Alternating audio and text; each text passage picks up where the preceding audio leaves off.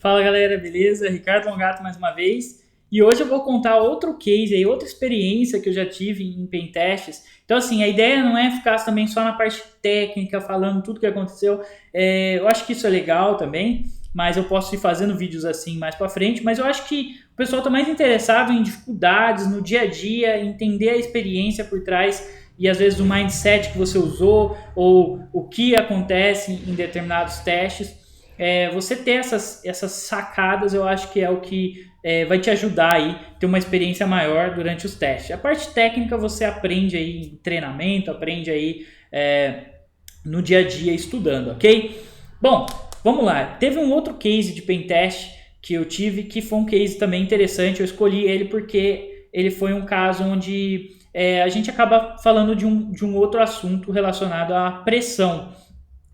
A nossa área, ela lida com uma certa pressão psicológica também em relação aos testes de segurança. Então, assim, por mais que é legal trabalhar testando segurança, invadindo sistemas, tudo, você tem um trabalho um pouco sob pressão, você tem uma responsabilidade muito grande com o nível de dados que você lida, com as informações que você lida, então você tem que ser muito responsável em relação a isso, tem que ser ético. Infelizmente, não são todos os profissionais que são éticos. Às vezes o cara, quando ele entra para o mercado e a primeira oportunidade que ele vê aí, e às vezes tem acesso a informações sensíveis durante um teste, ele acaba crescendo o olho naquilo e, sei lá, querendo vender essas informações para um concorrente ou querendo extorquir a empresa, vazar os dados, causar algum problema aí futuro. Infelizmente, lidar com pessoas acaba acontecendo isso. Mas a gente, né, é o que eu sempre falo, né, o que eu ensino para os meus alunos também é sempre, eu acho que isso, ética você não ensina, né, você fala de ética, mas isso é algo que é enraizado na pessoa, né, ou você nasce ético ou não nasce ético, né, então vai muito da sua integridade. Então é um assunto um pouco mais complexo você definir a personalidade da pessoa que vai realizar o teste. Mas fugindo um pouco desse assunto aí de ético ou não ético, durante um teste de invasão você lida também com essa pressão de responsabilidade e com a pressão psicológica durante o teste. Por quê? Porque um pentester ele tem um tempo. Então cada teste que você faz não é um tempo ilimitado. Um atacante real, né, um criminoso, ele não tem limite de tempo, ele não tem limite de escopo, ele não tem restrição com nada. Ele simplesmente vai lá e ataca o ambiente. Às vezes ele pode se planejar 6 meses para atacar aquele ambiente e conseguir o que ele quer. Já um pentester, né, um profissional, quando ele é contratado, ele tem que seguir um deadline ali, né? Ele tem um tempo, né, para entregar aquele projeto. Então, às vezes seu tempo é 15 dias, às vezes seu tempo é um mês. Então vai depender muito do tipo de teste que você está realizando e aí você tem que encontrar o máximo de vulnerabilidades dentro desse determinado tempo. E é aí que está o grande desafio, né? Então, quanto mais background técnico você tiver, quanto mais criatividade e mindset você tiver, quanto mais técnicas você conhecer, mais chances de você encontrar mais vulnerabilidades ou o máximo de vulnerabilidades que você conseguir no menor tempo possível. Porque esse é o nosso desafio. O desafio nosso é conseguir encontrar essas vulnerabilidades dentro daquela janela curta de tempo que a gente tem para realizar os testes. E isso é o que define um profissional aí bem sucedido de um profissional não muito bem sucedido. E em meio a isso você se depara com algumas situações.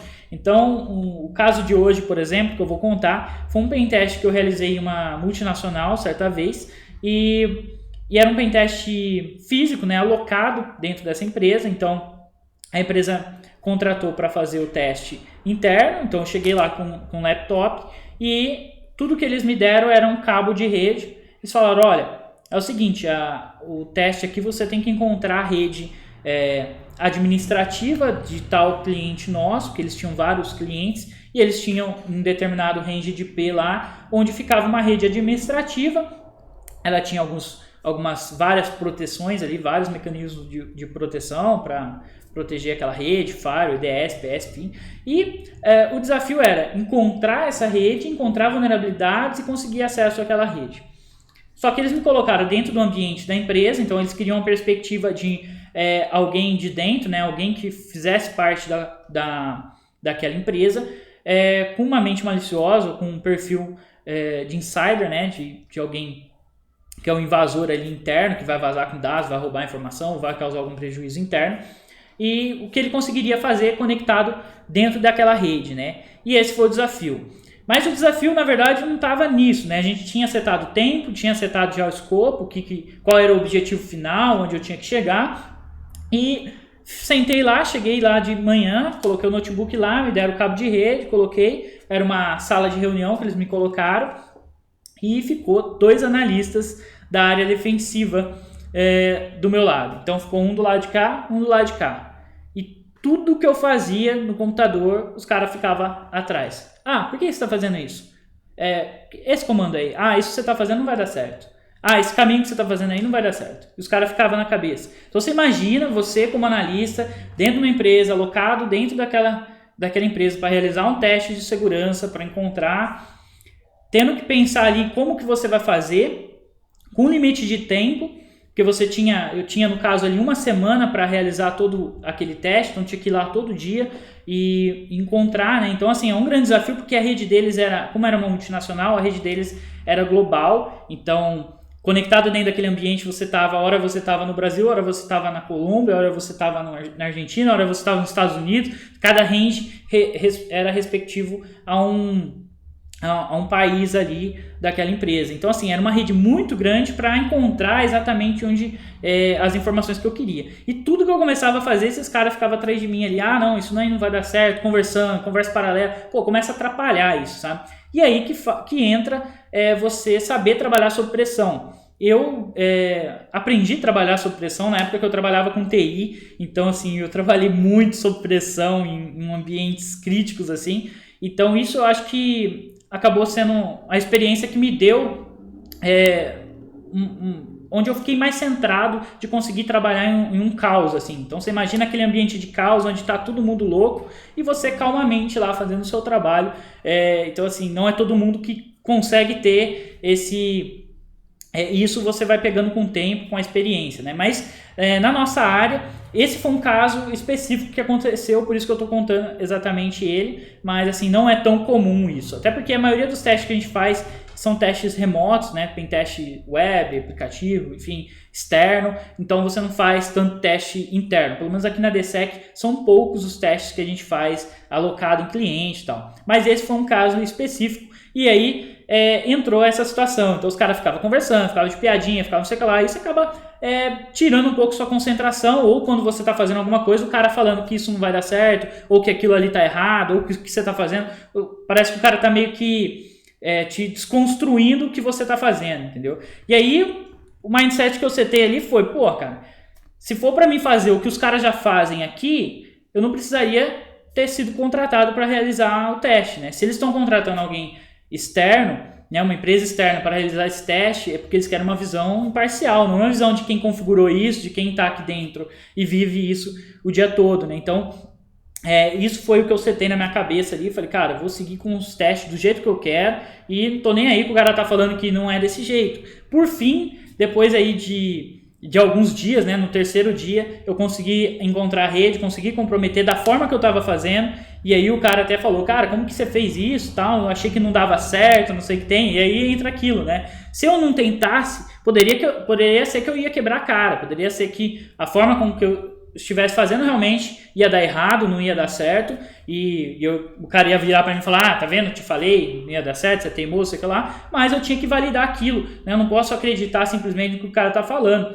o meu trabalho é justamente fazer os testes e pensar diferente da forma que eles pensam, é aí que tá o sucesso. Por fim, acabei conseguindo comprometer, encontrar um ambiente, acessar esse ambiente e finalizar esse teste. Mas a dica de hoje fica essa, né? Primeiro, aprenda a trabalhar sob pressão, porque muitas vezes você vai ter essa pressão, às vezes física mesmo, como eu tive ali nessa situação, outras vezes você vai ter a pressão psicológica mesmo de estar dentro de um tempo, por mais que você está fazendo um pentest remoto ali, às vezes você tem um tempo, tem que entregar daqui 1 semana e você não está encontrando nada, você já está no 4º dia, não encontrou nada, e aquilo vai aumentando a pressão, né? Você tem que saber lidar com isso, saber ter uma válvula ali de escape de você esfriar a cabeça e depois, na hora que você volta com a cabeça fria, dá aquele estalo e você fala, putz, é isso aqui, e aí você consegue comprometer o ambiente. Então, assim, isso são tudo coisas que você vai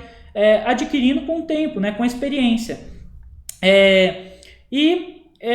Para finalizar aqui, uma coisa que eu gosto de falar também em relação à DCPT, a certificação que eu criei na DSEC.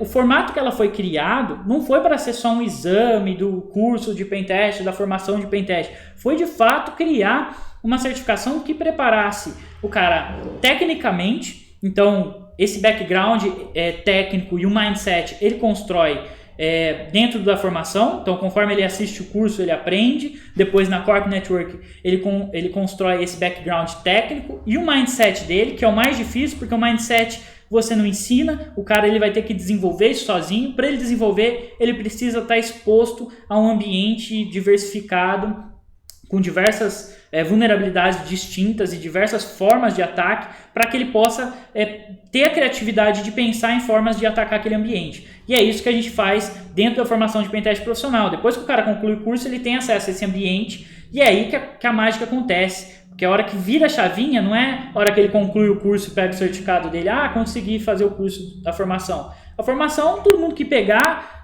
pode ter conhecimento zero, vai conseguir fazer a formação até o final, conseguir o certificado básico dela. Mas a Corp Network é onde o cara vira a chavinha, é onde o cara vira profissional. Porque é ali que ele constrói esse background técnico dele.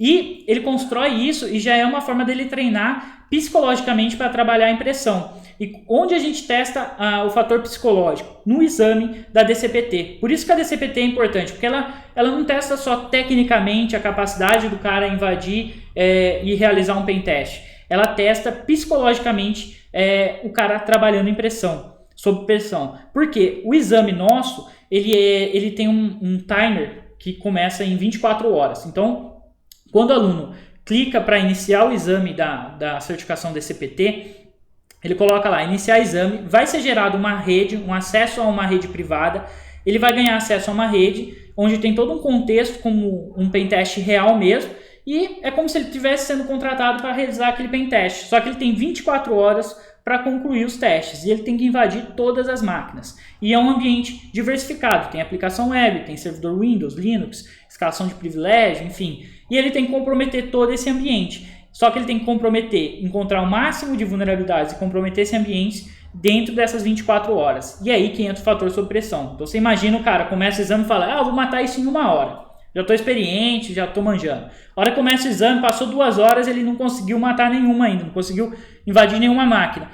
A hora que ele olha para o timer, ele vê que está faltando 10 horas, 5 horas, e aquela contagem regressiva, aquilo ali mexe com o psicológico do cara e ele fica sob pressão mesmo. Ele fala, pô, cara, eu tenho que terminar. Então, às vezes acontece, tive amigos já que são mais experientes e que reprovaram na DCPT, faltando uma máquina, e o cara falou, pô, cara, eu tenho que invadir tudo mesmo, invadi as 4 lá e faltou uma. Fala, realmente, cara, você tem que invadir todas. Porque o que a gente quer testar na DCPT é a capacidade do cara trabalhar sob pressão, o conhecimento técnico dele e ele conseguir gerenciar o tempo dele, porque isso é muito importante num pentest real. Você tem que trabalhar dentro daquele determinado tempo. Então, nesse caso aqui, a gente dá 24 horas para o cara invadir o ambiente. É suficiente se o cara estiver preparado, mas ele tem que saber gerenciar o tempo dele, para ele não ficar perdendo muito tempo e depois não conseguir concluir o exame. Daí ele reprova. E quando termina a DCPT, quando termina o exame, ele precisa fazer o relatório. Então, quando termina as 24 horas, ele tem que escrever o relatório completo, documentando tudo, enviar para a gente. Eu vou validar esse relatório, ver se está tudo ok. Se tiver alguma inconsistência no relatório, ele é reprovado ou a gente vai contestar essa inconsistência. E aí eu entro em contato e falo, olha, cara, tem alguma coisa errada aqui, isso aqui não ficou legal, ou está faltando detalhe no seu relatório, e aí o cara não passa. Ele tem que realmente escrever um relatório completo, porque é o que o cliente está comprando, é o que a empresa, se você trabalha numa empresa de segurança, é o que ela quer, o relatório bonito. Então não adianta nada você saber trabalhar sob pressão, saber gerenciar seu tempo, ser bom tecnicamente e não saber escrever um relatório colocando todas as vulnerabilidades que você encontrou, não saber reportar isso. Então tudo isso você aprende na formação de Pentest profissional. No exame da DCPT você tem a oportunidade de testar todas essas habilidades. Por isso que são poucos que conseguiram a DCPT até o momento. Para vocês terem uma ideia, a gente tem mais de 1.600 alunos atualmente e somente 30 alunos conseguiram a DCPT. Então isso prova que o exame realmente não é um exame fácil, não é um exame que você chega lá e fala, eu já manjo, vou lá, eu vou fazer, vou passar. Você realmente tem que estar muito bem preparado psicologicamente, tecnicamente, para passar nesse exame. E você possuindo a DCPT, automaticamente você ganha uma skill mais forte, aí, um poder mais forte no mercado técnico, porque você possui uma certificação que é difícil de tirar e ela realmente comprova que você tem conhecimento técnico. Ok? Espero que vocês tenham gostado desse vídeo. Se gostou, deixe seu curtir, compartilhe aí e deixe seus comentários aí que eu vou respondendo vocês nos próximos vídeos, ok? Até mais, pessoal!